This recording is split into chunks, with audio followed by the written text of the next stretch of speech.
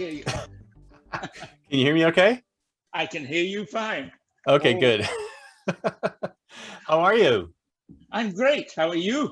I'm good. I'm good. Yeah. Surviving and thriving so far. Hey, survival is about the best we can hope for these days. So this is going to be a little bit different from my regular shows because I usually have like a set of things to go through, but because you're kind of a futurist as well, we could just like go ahead and dig right in to the future, unless you want to start talking about today. I don't mind following your general format. Okay. To get started, at least put myself into the picture in terms of what my concerns are, which vary everything from the long-term future to today. Okay. And then, hey, no, I'm happy to talk about anything. I suspect the three questions I'm going to ask are ones that will lead to further questioning by you. At least I hope so. All right. So you want to start? Let's just do the normal thing then. Okay. So tell us a little bit about yourself, your organization, and what you're passionate about. Okay. So I am, well, I won't go into great detail with my background, but this is my 14th career pivot. 14th. 14th. And when did you get it? When you got into the double digits, did you realize, wait a minute, what am I doing? No, I was quite happy with people who say to me, are you waiting to decide to grow up to decide what you want to do? So got degrees in engineering, computer science, sort of 50 plus years of all sorts of experience in different industries and 5 professions. And so I don't know what label you put on me, but if you said generalist, I would probably not argue with it. And that's, which brings me to today, which is probably my last pivot, but no guarantees. No, it could happen again. It could. I hope it won't, because I think this one has a lot of meat and a lot of legs to it. I am concerned about the impact of converging technologies on the availability of jobs and the loss of conventional career paths. Mm-hmm, mm-hmm. I ask 3 questions. The first is, how is society going to handle a major reduction in the availability of paid employment? Oh, that's an interesting question, because I would almost contest that that's not going to happen. But I want to hear your story. Go ahead. Okay, and I'm looking forward to that debate. I knew when we first met, Chris, that we were going to have discussions like that. So further to that point, how are governments going to react to a reduction in income taxes? Mm-hmm, mm-hmm. And then my third point comes right back to today, which is, how do people cope in making next job decisions that are wise in the light of converging technologies in their particular industry or generally? Right. So those are my 3 major questions. Okay, let's start with the first one. Let's start with the first one. So let's just do a little bit of Clinton. Like, it depends on what the definition of the is, right? So what's your definition of paid employment? Well, that's a great question. And what I'm thinking is that, firstly, we are all naturally inclined to do activities. Mm-hmm, mm-hmm. Some of them. I love how broad you are with that term. Hey, activities. The whole thing is broad, and I know we're going to end up with, what do I see? You say 2030. I want to go to 2040 or 50. Sure. Some unknown point in the future. I'm totally into that. The further out, the better. Well, I mean, the main argument for that is I won't be around to be proven wrong. So I have no problems with extending the time period. But sort of coming back to the concept of paid employment, I think there will always be employment of one sort or another. Mm-hmm. And to a large extent, we can get back to that towards the end when we talk about the positive future that I see. Okay. But at the moment, we've got paid employment, which is where government, industry, professions, all of these employ people to do things for which they are paid. Right. So we have a business or an organization or an institution. Yes. Basically pays people for their time or effort. Right. So person yes. A is actually employed by. So it's not a gig worker type of agreement where I'm working for Uber or working through Uber to have people. I'm actually working for a company. Doesn't matter. The key thing is that you are occupying yourself and getting with some activity for which you are being paid, whether you're an independent or employed by a particular company or organization. Right. So I am actually selling my time, or I'm selling a product that I produce for money.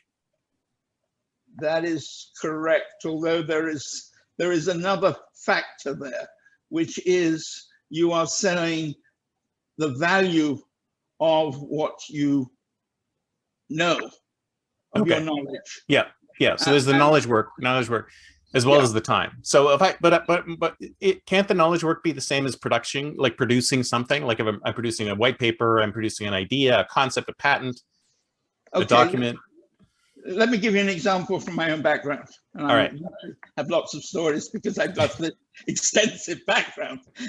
But, and this is a major mistake, I may add, that I've made. Having an extensive background is a mistake? No. No, but is representative of the many mistakes I've made. So I was doing work in Canada. I'm working in Canada now. Oh, I'm from Canada too. Originally. Originally, where from? Toronto. Toronto. Okay. But you're a West Coast guy, right? Well, I am now, and I started off that way. And I did end up for over 20 years in Toronto, and couldn't handle the weather as it got colder and colder, and I got older and older.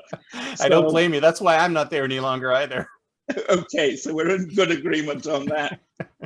So in Canada, they've got a program for tax credits for companies conducting what they call scientific research and experimental development. Yes, that's right. You know that. Oh, that's interesting. Not too many people have encountered STHREAD. Anyway, in one of my pivots, I got involved in helping companies file STHREAD claims. And I worked for the largest private one in Canada for a while as a contractor. I rarely have been employed in my life. I'm a terrible employee. Me too, by the way. Okay, another thing we have in common. Yeah, I sort of felt that too. And the way they worked was they took, I won't go into the details, but essentially a percentage of the money they saved for the company that they were serving.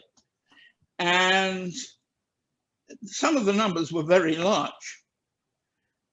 I had one client who was a small 2-3 person operation. Delightful people. I got very friendly with the owners of the company. And they were charged, well, let's put it this way. When I calculated the time I spent to do what I did for them, I was being charged out at over $1,000 an hour. Whoa. Now, I regard myself as pretty competent in that field, but not that competent. So I was pretty unhappy with that. And they actually, when they had to pay for my services, they suffered. They needed the money, and they had to pay more because I was being charged at that, but the company I was working for was charging considerably more than that. Right. And I felt this was wrong, fundamentally wrong. So when I eventually left that company and returned to Vancouver and set up my own operation in Vancouver, I started charging on an hourly basis. I was charging $300 an hour, and I thought that was pretty nice, and indeed it is, and made a good living at it. Later, I came to understand that in essence, fundamentally, I was wrong. And I was wrong for this reason. There was value in what I was doing. And if somebody is prepared to pay a certain amount that is less than the value, obviously, then that's a fair trade. Yep. And so, I think I was morally correct, but from a business point of view, it was definitely a mistake. It cost me, I figured somewhere between $500,000 and $1 million over the years I've been doing this. So it was very expensive. I felt very comfortable with it, and even today, I'm not that upset. But I told the story to make the difference.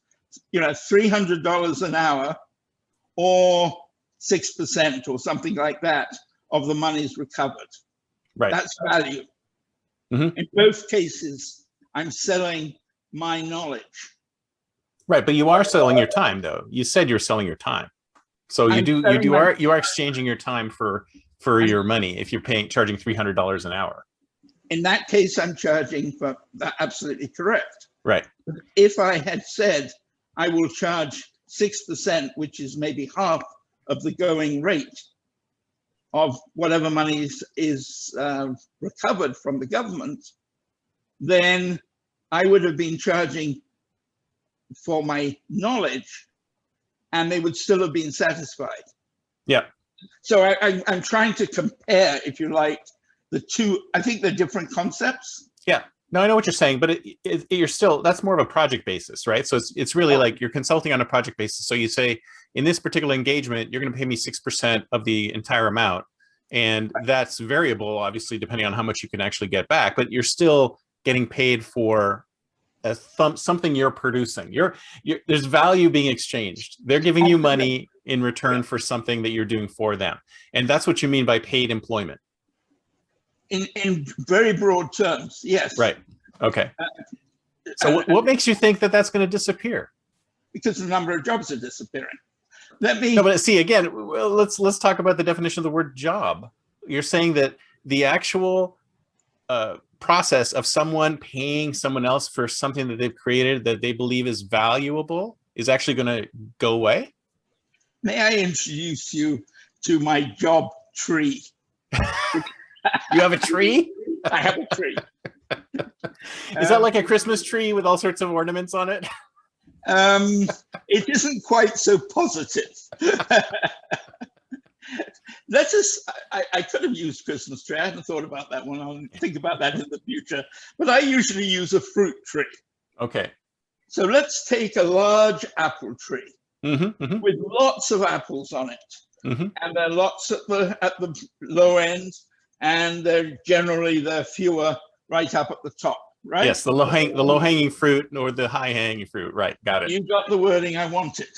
So let's now talk about each piece of fruit as a job. Now, automation does not automate a job. It automates a function. Right. Fair enough? Yep. So what happens with the low hanging fruit is these jobs involve relatively easy functions to automate. Right. You don't automate all of them all at once. What happens is you automate something, and whoever is employing these apples it's designed to be fun. Whoever's employing them will say, okay, so these functions are being automated. So I'm going to reorganize what is a job. And instead of having 10 people doing this particular job, I'm only going to have 6 because so much of the functions are automated. Fair enough? Yeah. So like an example would be McDonald's getting rid of order takers because they can just put screens in front of people and have them tap to tap to tap their own orders in. So they only have one person behind the counter instead of, 3 or 4 or 5. Absolutely. Good example. Okay. So now what happens the next step? Well, the next step always happens that whatever is not being automated is being attempted to be automated. Oh, yeah, of course, because you need to eliminate the costs. I mean, that's the way businesses work, right? It's like you can either increase, make people buy more stuff or increase their willingness to pay or reduce costs. I mean, that's where the profitability lies. And that's the key point. Mm-hmm. Can I do a slight tangent on this? Go ahead, tangent away. I have a friend, we meet every Sunday and we spend an hour and it's tangent after tangent after tangent. I do the same thing. Okay, terrific. I love it. So I have this great time with him, but the tangent I want to go on is something that I don't think is understood in terms of people looking at business. Mm-hmm. I want to use an even simpler example than the one that you use, and that is dishwashers. Mm-hmm. There was a time when, if I was running a restaurant, I might need to hire 10 dishwashers, of which 3 are in action at any one time, and because of the hours I work provides my restaurant open, I run into the need for more, right? Mm-hmm. And then, of course, there's a supervisor, but that just adds to the complexity. But let's say that I am paying these dishwashers $10 an hour. Mm-hmm. And at $10 an hour, I can make money. So I'm comfortable. I'd like to pay them much more, but I want to stay in business. Right. And the number one rule in small business, again, something that is ignored, is survival. Yeah. Right? Yeah. So I want to stay in business. So, okay. So along comes the automatic dishwasher salesman. Mm-hmm. And he says, I can put in a dishwasher that is automatic, and you only need a few people to sort of load the dishwasher and unload it. Mm-hmm. And I only can do this. It'll only cost you $5 an hour. Yeah. Right? Or even less than that, because it'll be a fixed cost that you put in once, and then, it lasts 4 or 5 years, and even less than that. It could be less. Let's just be take the pessimistic side and say it's $5 an hour. And it doesn't matter what it is in a sense. But the point I'm making is the moment you do that, you define the value of dishwashing function. Mm-hmm. It's $5 an hour. Yeah. Now, there's a lot of discussion at the moment about minimum wage, has been for a long time. People don't understand why, whenever you increase the minimum wage, you reduce employment. Really? People don't understand that? Nope. See, this is my problem. Where is the basic economics? Isn't it? It's not taught in school anymore, or ever. Was it ever taught in school? And it's more than, I think, economics. It's socialism to some extent, mm-hmm. which is because the argument for the minimum wage in California is just, and a lot of the feds are trying to move up to $15 an hour and whatever. And there's a valid concern. And the concern is that if you only earn $10 an hour, you don't earn enough as a living wage to put food on the table. No, that's understandable. But I mean, here, you can earn $30 an hour. It's still not a living wage, but go on. Yeah, well, that's true. So, well, it's better here in Penticton, but not in Vancouver, so, or in Toronto. Yeah. But my point is that the automated dishwasher defined the value of a function. Mm-hmm. And so it only should cost me $5 an hour. So if someone's prepared to work for $5 an hour, being a nice guy, I would rather hire them than put in the automation. Right. But it isn't that way. It's far less. And people forget that even when you reduce the people that you're hiring, you also reduce the overhead, the supervisor keeping track of. Oh yeah, it's better all around for everybody. And if you ask me, it's also better for the human being who's doing the dishwashing, because that is a monotonous, boring job that they shouldn't be doing. There's so much more their human brain could be doing. I fully agree with you. I don't disagree. Okay. I thought we were going to disagree on everything. Not yet. It's a question of how you look at this. Mm-hmm. See, it looks to me that if you have a minimum wage, what in fact is happening is government is subsidizing the $5 an hour, but they're forcing the subsidy on business. Exactly. Whereas if they were being realistic about it, they would say, okay, we don't want you to hire somebody at $5, not a living wage. We think you should pay them 15. And you say, fine, I want to survive in my business. I can only afford to pay 5. But if you can afford 10, I don't know what's happening with my screen. It is going a little crazy there. Yes. Don't know what's pretty psychedelic, actually. I kind of like it. Okay. Should we be playing some cool music behind it? Yeah, I could do that. So my point is, this is subsidizing. Mm-hmm. And government may say, if you can only afford 5 and you can prove it, we'll pay you the extra 10. I got no problems with that.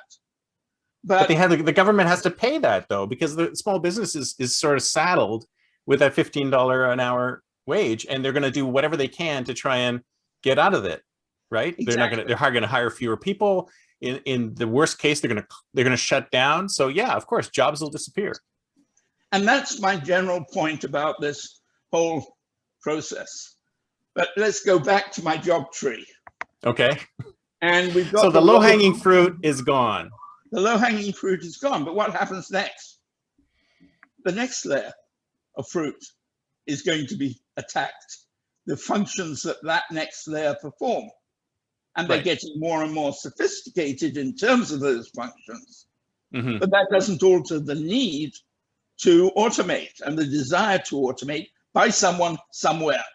Right. That process carries on until you've got a barren tree.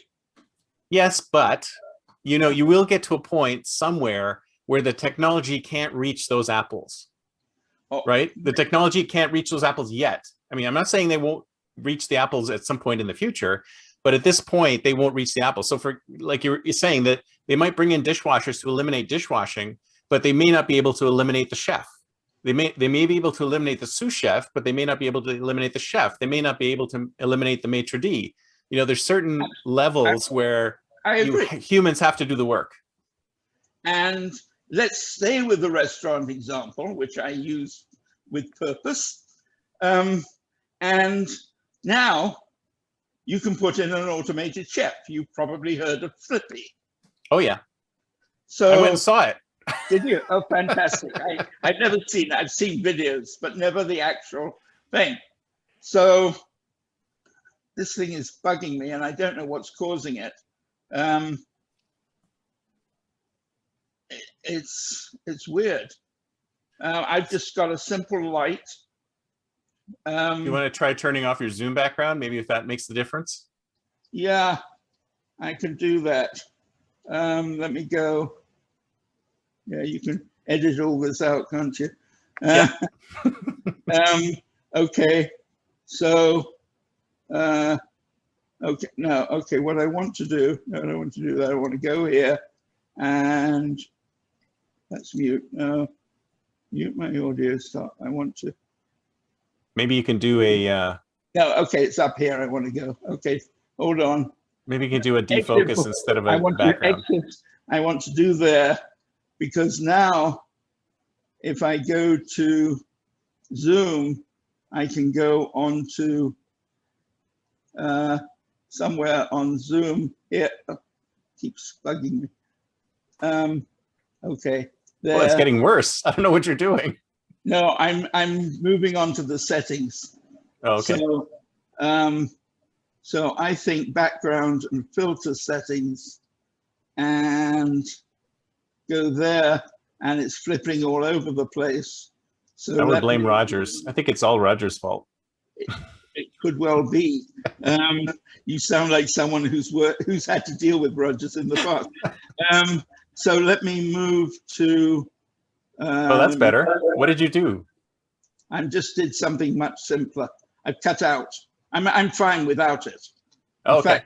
In fact, I'm in the process of having a backdrop screen set up for me with a pre-printed backdrop, which will be much more professional. But it looks like I have cured the problem. Yeah, so now whatever you did made it happen. Okay, so Okay. where were we? Okay, so we go back to full screen, and here we are. And so we were talking about Flippy. Yeah. And let me add sort of higher up that process. In Japan, there is a fully automated restaurant. Mm-hmm. You walk in, you show your smartphone, they immediately recognize that you've made a reservation, your table flashes so you know where to go. You go to the table, you can, if you haven't already ordered, you can then go onto your smartphone, order what you want, and there's a nice little conveyor belt that goes all the way around the inside of the tables on which your food arrives and your dishes are passed on. Yep, So, we have that here. We have that here. And we even we have one of those where the screen's right there and you can just order what you want. And it shows up on the conveyor belt. And there are a few people who seat you, but Right. all of the ordering, all of the delivering, all of that is done by machine. So yeah, you're absolutely right. So what's there left for in that tree of a restaurant? Well, I'll give you another example. Look at Amazon Go, right? The Amazon Go store is a convenience store where you just sort of scan your phone, you pick up whatever you want and you leave. And it's literally empty. There are no employees whatsoever. That is correct. And they've just opened an Amazon Fresh in London. So they've started the invasion of Europe. That's right. So absolutely, that is if we want to restrict the food industry tree to the restaurant tree, we've pretty well come up to the top. Yeah, that's pretty much. That's no, you're absolutely right. You're absolutely right. But like I said, on the flip side, a lot of the jobs that you're getting in that industry are kind of brain dead, right? So I mean, we need to find new roles for humans that are more human, right? Because that's the one problem that I think a lot of our society has today is that people are treated like machines. They're like cogs in the wheel, right? Yes. So if we could figure out how to improve or create new jobs which are more human as opposed to more automated, then I think we could wholesale move a lot of those people into that space where they'll be more productive, actually doing something that's more human as opposed to something that's just rote, right? I think that's a little altruistic. Yes, it is. Because quite honestly, there are a lot of people who have no ambition to do more than that ongoing dull job. And then they go home at the end of the day and they start to live. Yeah. Now, it would be nice if they could live their entire day. I agree. But then you come down to the future and how you're going to handle the reduction in paid employment, which is what we're talking about.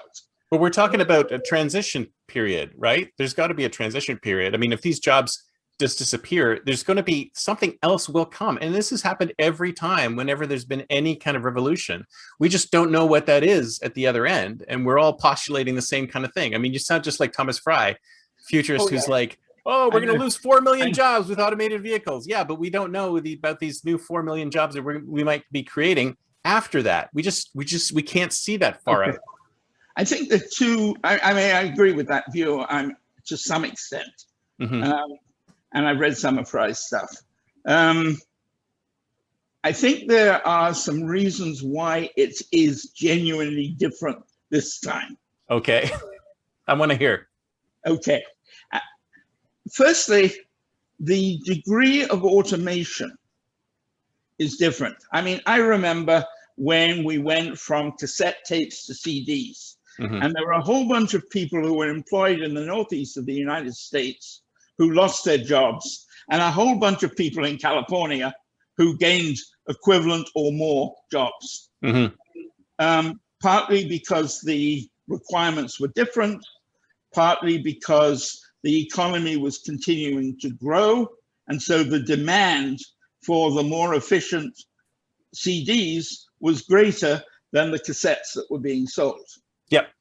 So I think that's what used to happen, and that's very valid. And yes, ever since the spinning jenny, when we started to automate, there have been more jobs created by the technology. I think today is different. You see, the technology is creating workers, and that's a major difference.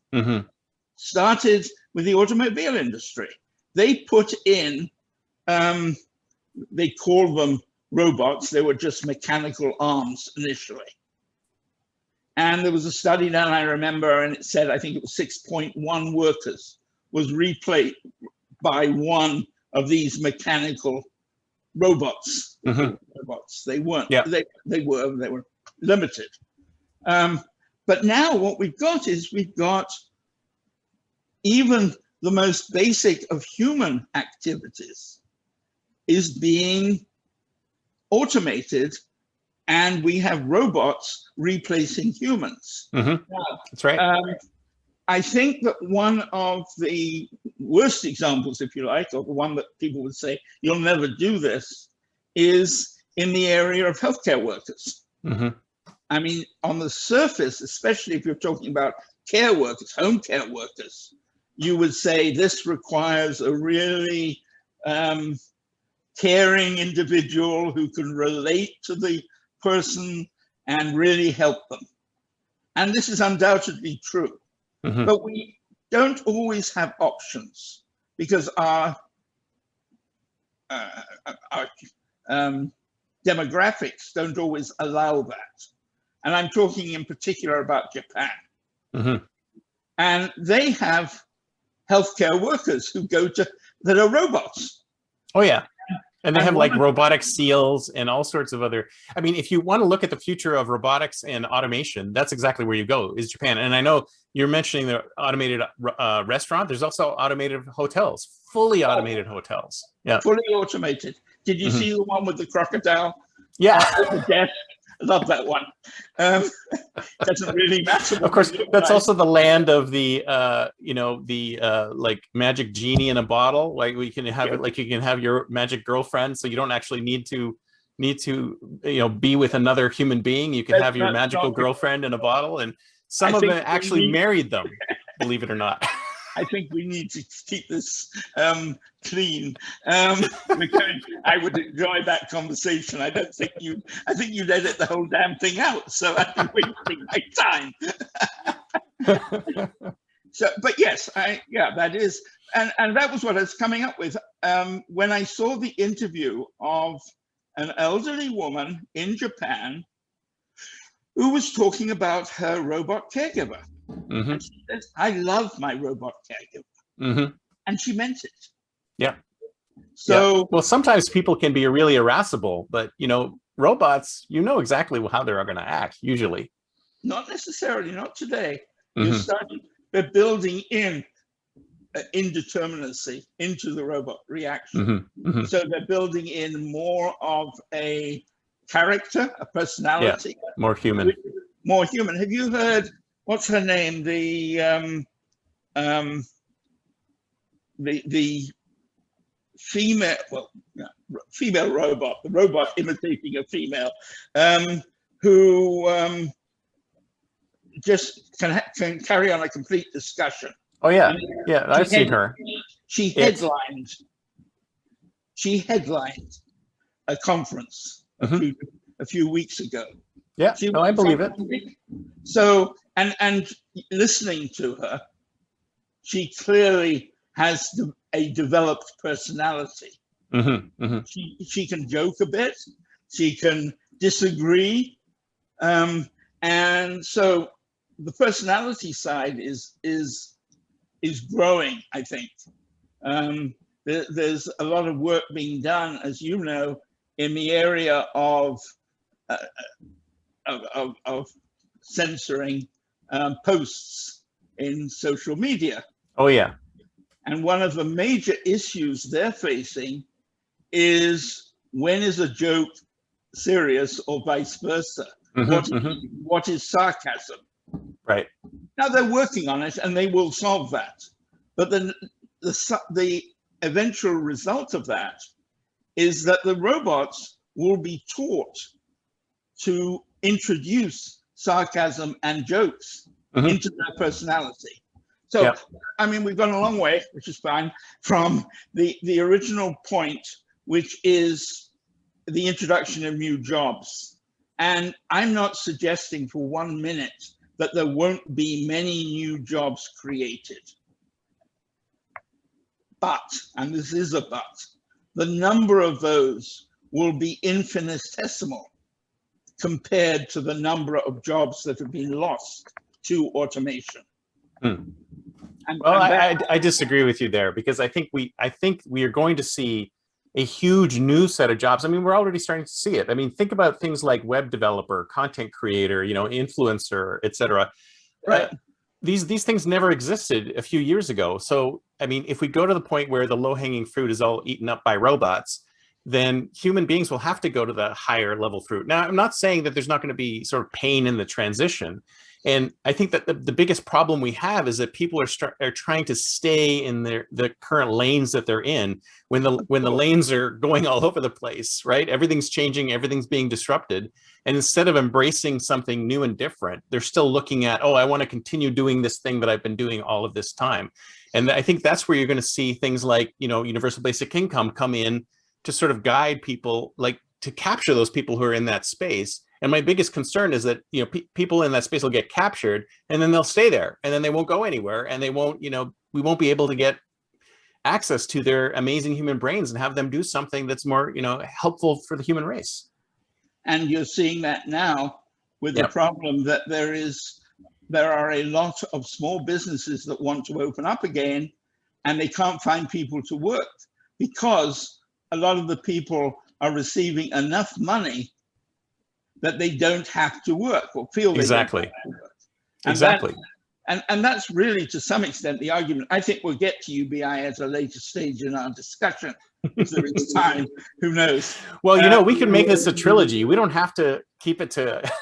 I'm willing. I'm happy. I love this sort of talk, as you know. I think, and I mean, I did have the arrogance to suggest to you, when you suggested I come on talk, I said, that's fine. And I'll be available if you need a slot to fill, because I knew from our preliminary conversations that we'd have lots to discuss. Oh, yeah. So, but anyway, coming back to. Well, so you still haven't proven to me that the jobs are going to disappear, like employment is going to disappear, other than the fact that you're saying there's going to be automation. I still think there's going to be a ton of other work that we just don't know about yet that is actually going to start happening. And I think we're seeing it for those who want to work, they can find work, but there's plenty of others who just don't want to find work for one reason or another. And they're content to stay in that space, but I don't know what's going to happen to them unless we've got unless they find some passion to go after that's actually going to be worth money at some point. I don't see what we can possibly do with that particular set of individuals. But I would be surprised if there's not as many as you think. I think they're more than you think. I think that, and that's really where we may disagree, because I think you're right about that bunch of people. Well, let's talk about truck drivers. Mm-hmm. Truck drivers will be replaced within 2 years. Oh yeah, year, 2 years. I agree with that completely. That's over 1 million of them. Yeah. Now, where are you going to find 1 million new jobs? And where are you going to find new jobs that require the same level of intellectual ability as a truck driver? No disrespect. And I'm you think truck drivers, they can't do TikTok videos? Now, I mean, that's not worth anything. No, I think no, but if I go in that direction, the other thought I had was that the population of workers is going up because of social media. I mean, when you get what is an 8-year-old as one of the largest earners on social media, with earning millions of dollars a year, yeah. Then what you're saying is a whole bunch of 8-year-olds who could, instead of going through education, who could go onto TikTok and make. You're increasing the labor pool. So you're increasing the labor pool in that sense. So let's stay away from that area, perhaps. But even stay with the truck drivers, and no disrespect. And there's some truck drivers who have high intelligence and are quite happy to just do whatever it is that they do as truck drivers. And for whatever reasons, and everyone's entitled to their own personal reasons, that's what they do.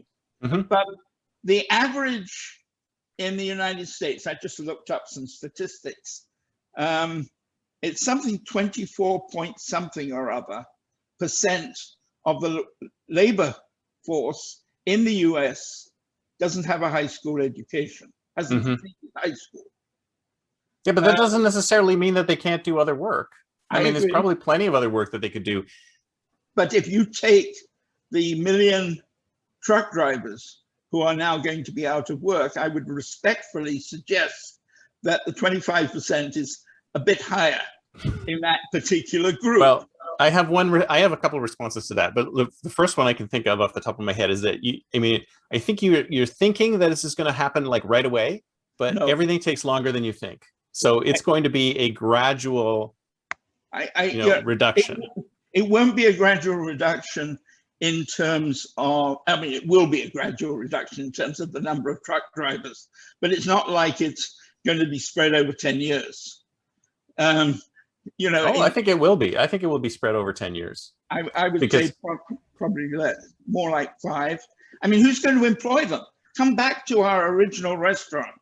No, but I mean, I'm thinking, how long is it going to take for us to sort of slowly eke out this autonomous vehicle thing? Because look how slow it is already. We should have had flying cars by now, autonomous flying cars by now, not even let alone regular automobiles. I think autonomous vehicles in period, maybe trucks will come a little sooner, but I think autonomous vehicles people are still extremely wary of, and we're not going to see those out for another 10, 15, 20 years.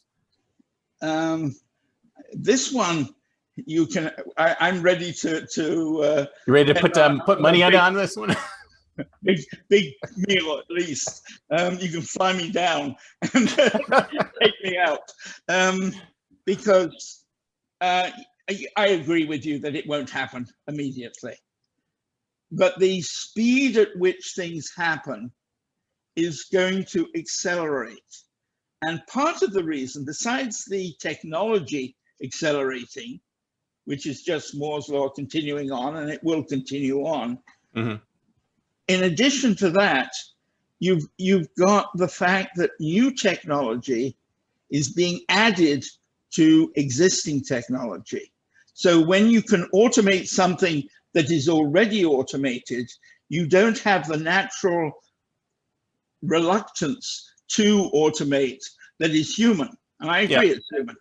Yeah. So, I mean, if you look today, I don't think there's any doubt that the government response to COVID-19 has created I don't know whether you can see that, but let me get rid of that anyway, has created a speed up in the implementation of some technologies. Mhm. And they will have serious impact. I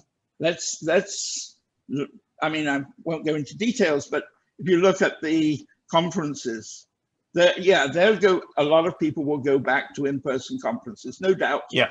But a hell of a lot won't. Yeah. The hotels will suffer. The travel industry will suffer.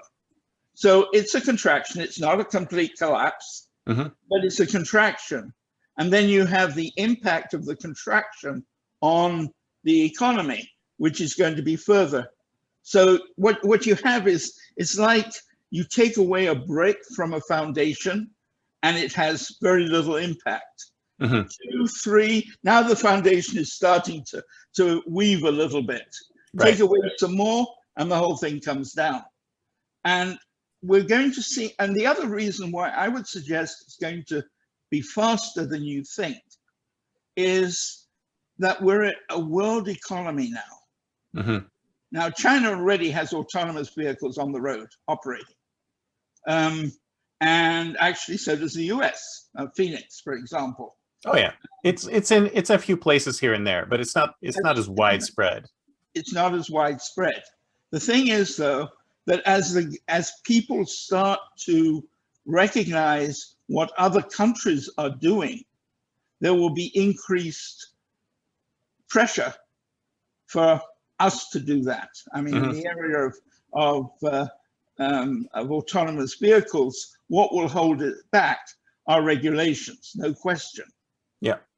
But there will be more and more pressure to eliminate the regulations if our friends across the pond don't have that regulation. Oh yeah, we're going to have to compete. Absolutely. But it just leads back to these changes are going to occur, and that's true. So the question is, whose responsibility is it to deal with the changes? Is it the actual employee's responsibility? Is it the employer's responsibility? Or is it the government's responsibility to make sure that this person is gainfully employed in some way once they've lost their trucker job?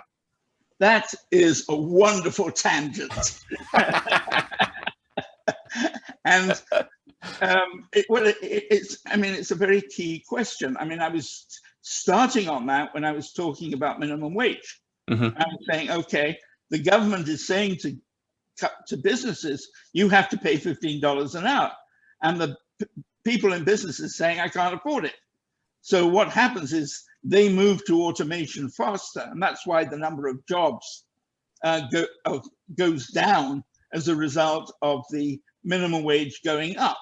Because essentially the break-even point for automation is being forced by government. The moment you move up to 15, it's easier to put in that dishwasher. Yeah, unintended consequences. Unintended. Well, I'm not sure that it is. I think it's being unduly fair to government to call it unintended consequences. I think we're seeing enough today of consequences of government decisions that was obvious to a large number of thinking people. Yet they still do things like this. And they still do it. I still do it. So we won't get into that area. It's not on. Well, the thing I find interesting is that when you see something that's really, really bad and you go, why is this so bad? And there's so many people clamoring to change it. Yes. But it's not changing. You know that someone somewhere is benefiting from the state that it's in right now. Oh, right. I'm not a conspiracy nut myself. I'm really not. Someone somewhere is benefiting from the way it is. That's why it's not changing. Yeah, I agree. And I think what happened was government got scared, did something inappropriate, and then at a time when they could have learnt and come back and adjusted, they started to realize the benefits of what they had done. Mm-hmm. And when you scare a population and find that the population is largely composed of sheep, they will continue to herd the sheep. Yeah, exactly. Oh, we have some power here. Let's keep on using it. you never find government giving up power. No. And I think that's what's happening. But let's come back to employment. And we will disagree on the speed of change. Mm-hmm. I would say this: you might be right at the early hockey stick, you know what I mean? Yeah, Stage, yeah. when the change is low, but you're not allowing for the stick portion of the hockey stick, because it will accelerate. And whatever change that we talk about, we're going to have low acceptance initially. I fully agree. And then increasing acceptance. And then all of a sudden, a rush. Yeah. Everybody should do it. No, I agree with that. But I think we're going to have enough time to prepare for that, because that's kind of, the thing is, we don't know when that hockey stick's going to turn, right? Well, you know, when something is accelerating, you can, if you're looking at it as a hockey stick or as an accelerating change, then you can see that it is only a linear change at this point, but everything is doubling, and it's going to hit us very soon. So I think there are a lot of people who will see this. I think the majority of people will not. I mean, you brought up earlier, and very validly, the reluctance of people to deal with change. And I don't know if you ever remember this saying, I liked it, which was that, you remember Anne Landis? So she said there are 3 types of people in the world. There are people who make things happen, people who watch things happen, and people who say, what happened?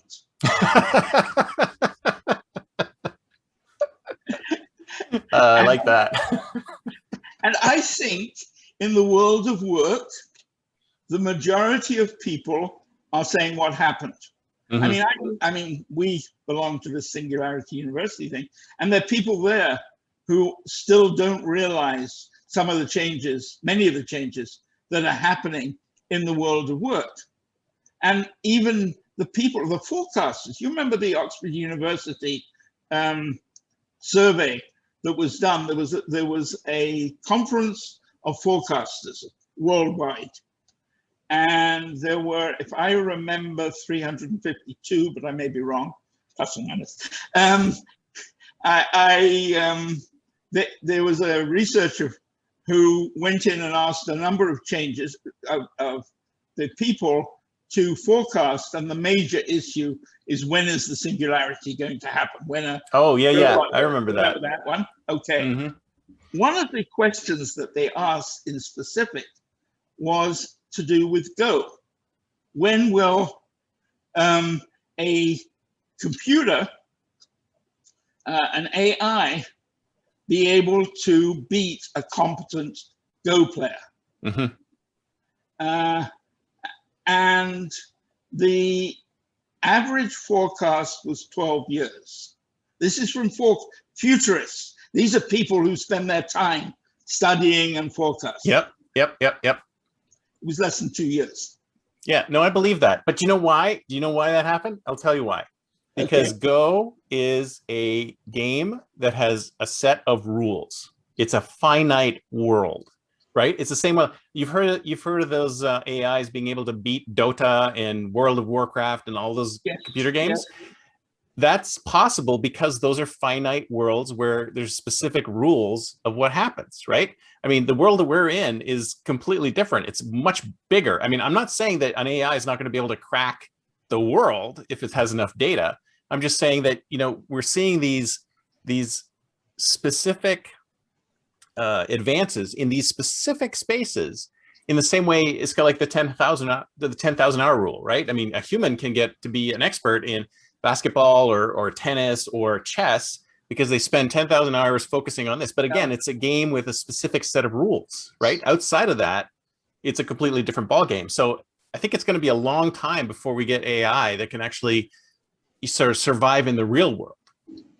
A couple of points. One is a quibble on the 10,000. it was never suggested that it was 10,000. Okay. The range. What did he say? What did he say? What was it? I think it was between 8 and 15,000. Oh, okay, so somebody just averaged it out. Someone averages it out. Everybody knows it as 10,000. But it varies. But that's just a quibble.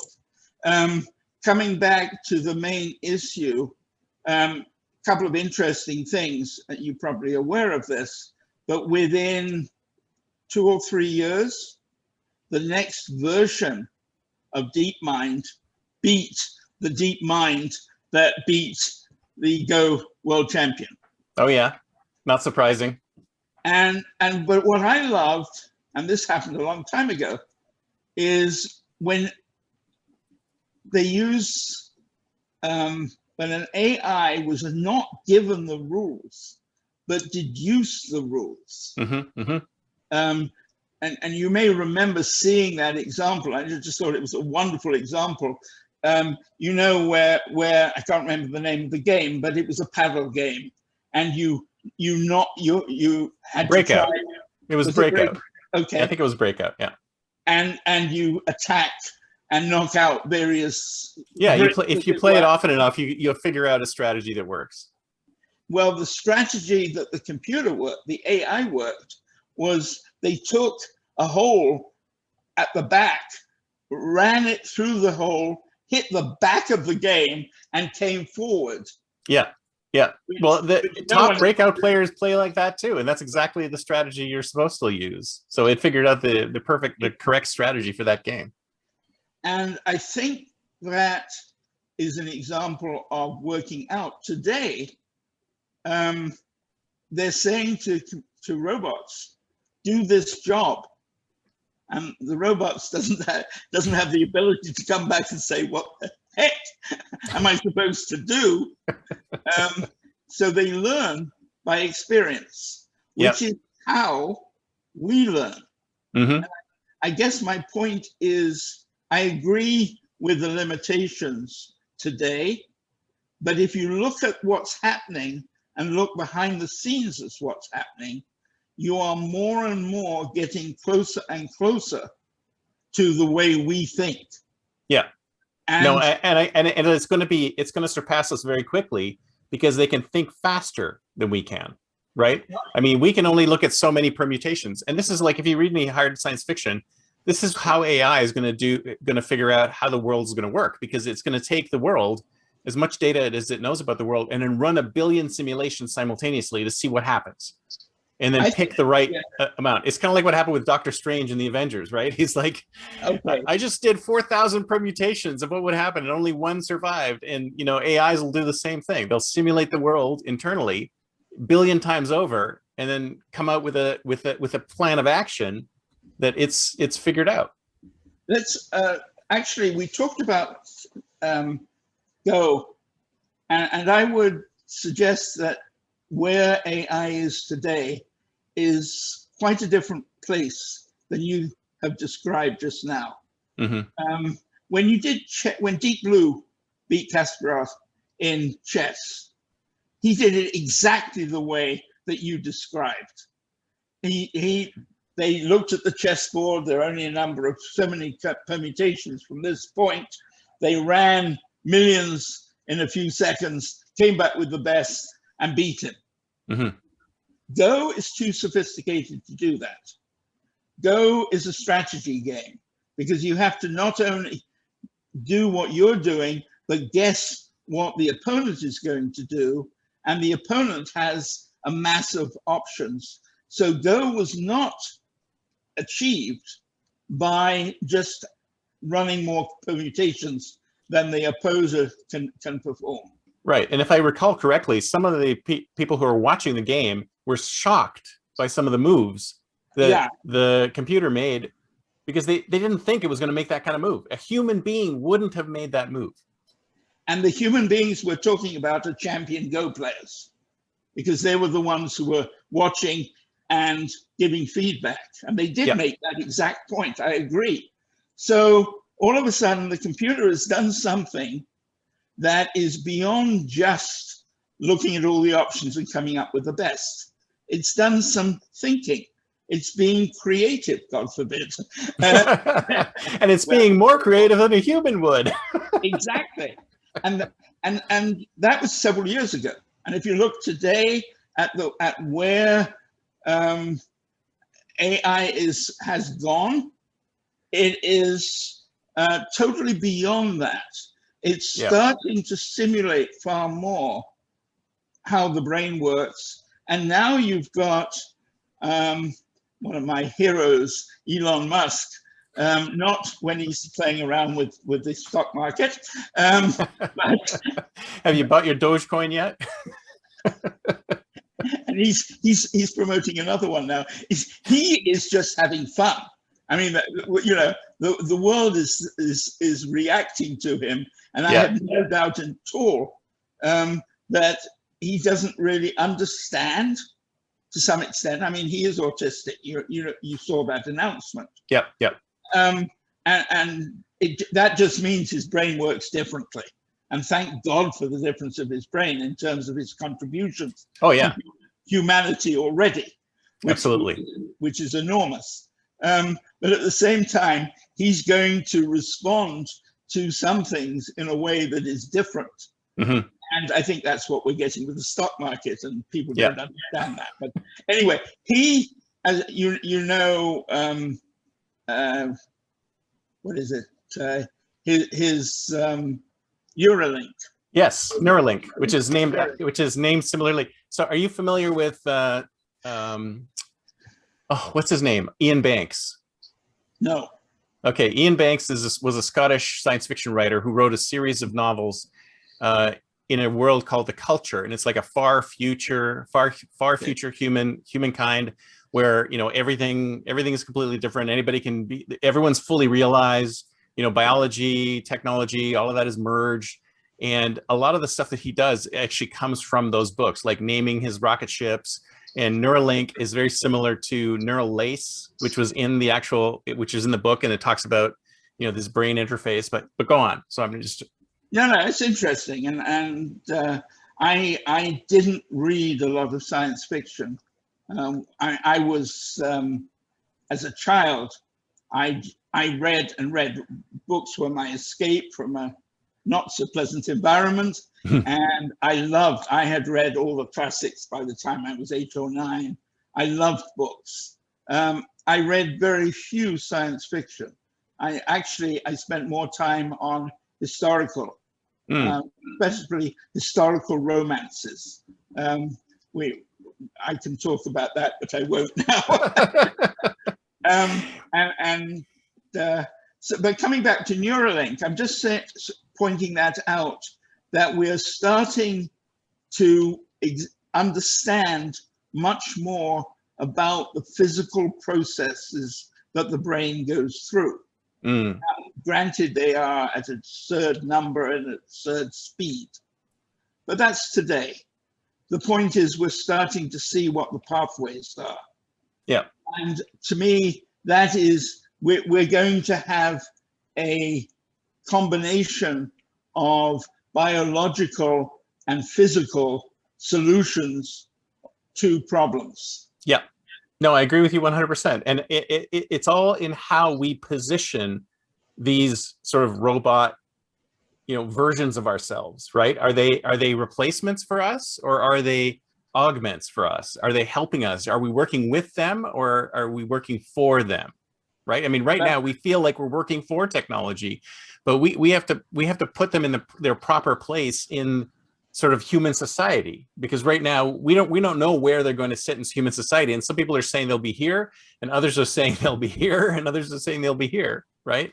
I agree. On the other hand, don't have this discussion with a quadriplegic who has now found himself able to walk. Yeah. He will have no problem with the answer to that. Yeah, exactly. Well, so everybody's answer is going to be different, right? Well, yes, but I think we can generalize. To me, I think there is a major fallacy in human versus robot, which is a lot of people, a lot of movies and stuff in that area. My belief is that the two are merging. If you have a look at robots, They are more and more humanoid. We're going to have soft skin is already on the way. Feeling, they're starting to be able to feel and touch. They've solved the sorting problem. I mean, there are lots of things. Oh yeah, but even beyond that, we are already cyborgs because nobody can survive without one of these. That's I mean, true. you take these things away from people and they lie in a catatonic state for 24 hours. And it's like, can you survive without this? We are cyborgs. This is my, you know, I use Borg cyborg. part. I don't have a smartphone, believe it or not. But then I spend most of my day on my computer. And Yeah, yes, so this is your cyborg part. This is my cyborg. And I use the term cyborg too. If you look at my website, that's exactly what I say. I say that on the one hand, you've got robots that are becoming more human. On the other hand, you have humans that are coming to have the functionality of robots. Yeah, we're merging. We're merging, and that to me is my belief is what's happening. I don't think we will fight. I mean, we're going to have wireless connection from frontal cortex to the internet, which will give us all the information that the robots have, without actually having to even appear to have that. Yeah. Connection. Well, you know, that's scene from The Matrix where he downloads the ability for her to fly a helicopter. There's a science fiction novel called Samuel Delaney was the writer, and he posited this future world where when you're born, they put a chip in your head that's connected to AI in the sky, and as soon as you think of a question, the answer pops into your head. So I mean, we are totally integrated with AIs that can answer everything for us. And it's very similar to this, but it's just sort of like a more advanced version of that. So I think that's absolutely where we're going. We're going into this, we're becoming more and more cyborgs, and we're going to work side by side with these bots. Yeah. And at some stage, you're going to say to the person you're working with, are you human or robot? And in some cases, you won't know. And they would say, well, you guess, you know. And then you're going to have the interesting combination. Well, I'm part one and part the other. Kind of work out what that means. So that is, I mean, you know, from a human point of view, we are clearly getting more and more robotic. We're getting prosthetics that are more powerful than whatever they replace, the limbs. We've got exoskeletons now in operation, which allow us to handle far greater loads without straining than we ever could before. We've got, there's new prosthetic eyes you may have read about that actually have a larger range of vision and ability to identify shades of color better than our eyes. And so you're going to have people who lose their eyes and get them replaced with something better than what they lost. I love it. And some people will actually opt to get those installed, replace their human eyes with more advanced bionic eyes. And given, you remember the $64,000 man? Oh yeah. Oh, the $6 million man. Sorry, $6 million. You're right. It was the $64,000 question, wasn't it? That's right. The $6 million man and the bionic woman. Yep. Who we're moving closer and closer to that. Oh yeah, but we still haven't answered the question, your first question though. So, or have we? No, not in the slightest.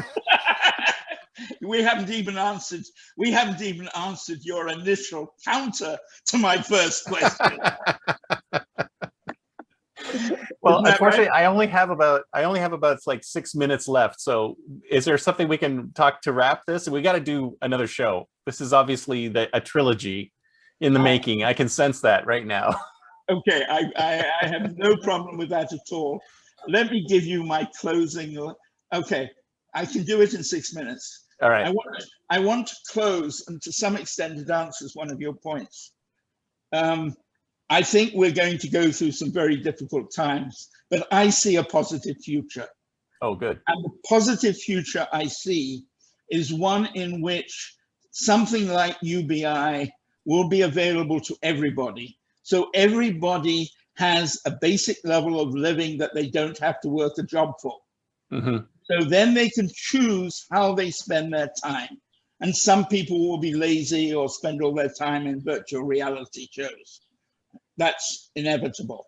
There will be some people who are artists, musicians, who want to spend their time doing that. And they don't worry about the fact they're not going to make any more money. They're satisfied with what they've got.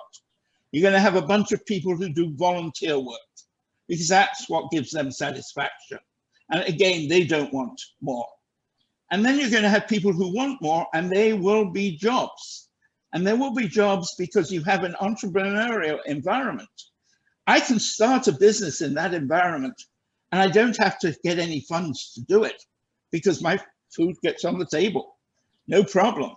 So now I can not only start a business, but I can create a team of people to work with me to build this business. And if it's successful, we will all benefit. Mm-hmm. If it's not successful, the team may go back to doing what they were doing before, and I, as an entrepreneur, will do something else. But it's a dream environment for entrepreneurs. And that, to me, is the future that we can be moving towards. Right. So you're saying that it's not the responsibility of the individual then? Well, because let's leave that to the next,